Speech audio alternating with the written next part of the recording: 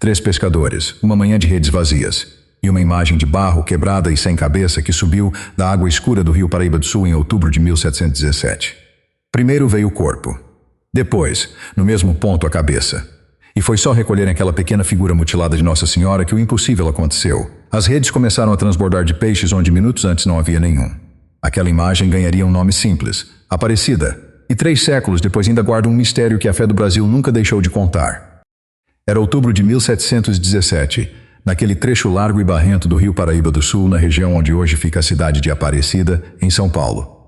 3 homens simples saíram para pescar naquela manhã. Os nomes deles chegaram até nós. João Alves, Felipe Pedroso e Domingos Garcia. Não eram santos, não eram sacerdotes. Eram trabalhadores com fome, com famílias para sustentar, com a pressão de voltar para casa com alguma coisa nas mãos. E o rio, naquele dia, não estava colaborando. Eles jogavam as redes e puxavam só água. Jogavam de novo e nada. Hora após hora, o mesmo silêncio molhado. Qualquer um que já tenha trabalhado duro um dia inteiro sem ver resultado conhece esse peso.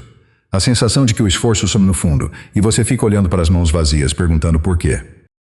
Imagine a cena. O sol subindo, o calor apertando, e cada vez que a rede voltava leve era como uma pequena pancada no peito. Aqueles homens conheciam o rio, sabiam ler a correnteza, sabiam onde o peixe costumava estar. E mesmo com toda a experiência deles, naquela manhã a água parecia ter fechado as mãos. É um tipo de cansaço que vai além do corpo. É o cansaço de quem fez tudo certo e ainda assim voltou sem nada. Talvez você conheça esse cansaço melhor do que gostaria. Foi nessa manhã de fracasso que tudo mudou. Numa das jogadas de rede, em vez de peixe, eles puxaram para fora da água o corpo de uma imagem. Uma pequena figura de Nossa Senhora, feita de barro, escurecida pela água do rio e sem cabeça. Eles ficaram com aquele pedaço de imagem nas mãos, sem entender bem o que era. E então jogaram a rede mais uma vez, ali no mesmo ponto. Quando puxaram, veio a cabeça que faltava. O corpo e a cabeça da mesma imagem, separados pela correnteza, encontrados pelos mesmos homens, no mesmo trecho do rio. Pense só nisso por um instante, uma imagem quebrada, despedaçada, jogada nas profundezas, esquecida pelo tempo e pela água. E ainda assim, peça por peça ela volta à superfície. Primeiro o que parecia perdido para sempre. Depois exatamente aquilo que estava faltando. Não é difícil enxergar porque os corações daqueles pescadores começaram a bater diferente naquele momento.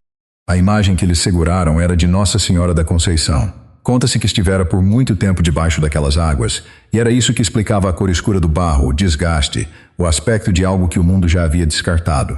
Reparem na ironia silenciosa dessa cena. Uma imagem da Mãe de Jesus, perdida na lama, virada de cabeça para baixo no fundo de um rio, longe de qualquer olhar humano. Pelos critérios do mundo, era lixo, barro inútil, coisa para deixar onde estava. Mas o céu não descarta o que o mundo joga fora. E é justamente aí que essa história deixa de ser apenas sobre um achado curioso e começa a falar diretamente com a sua vida.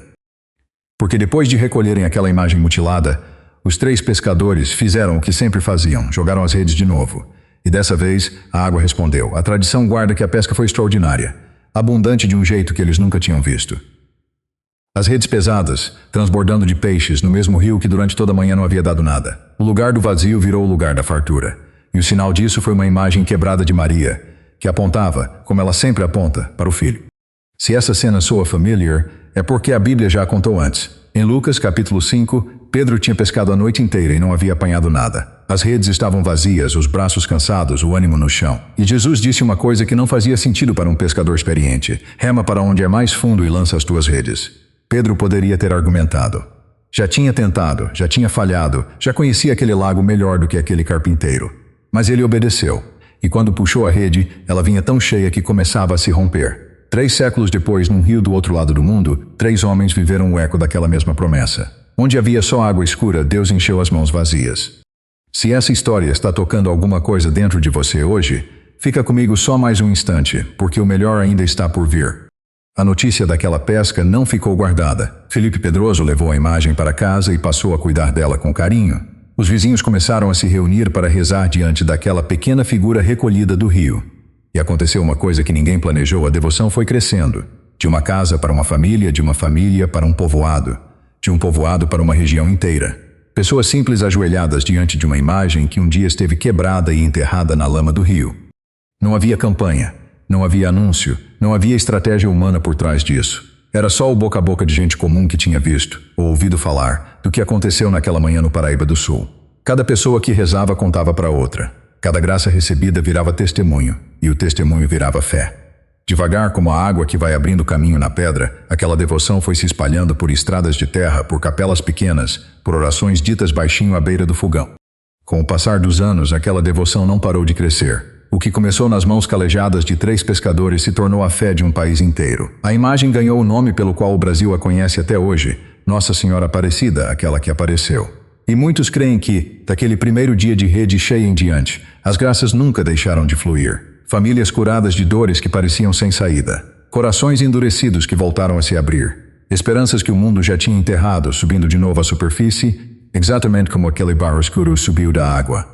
E aqui está a parte que eu não quero que você perca. Deus não escolheu uma imagem nova, polida, perfeita, para se tornar um dos maiores sinais de fé da história do Brasil. Ele escolheu uma imagem quebrada, sem cabeça, manchada pelo rio, descartada por todos. Porque é assim que o céu trabalha. O profeta Isaías ouviu essa promessa do próprio Deus. Quando passares pelas águas, eu estarei contigo, e quando atravessares os rios, eles não te submergirão. Não é que as águas profundas não existam, é que você nunca passa por elas sozinho. Talvez você esteja vivendo a sua manhã de redes vazias agora mesmo.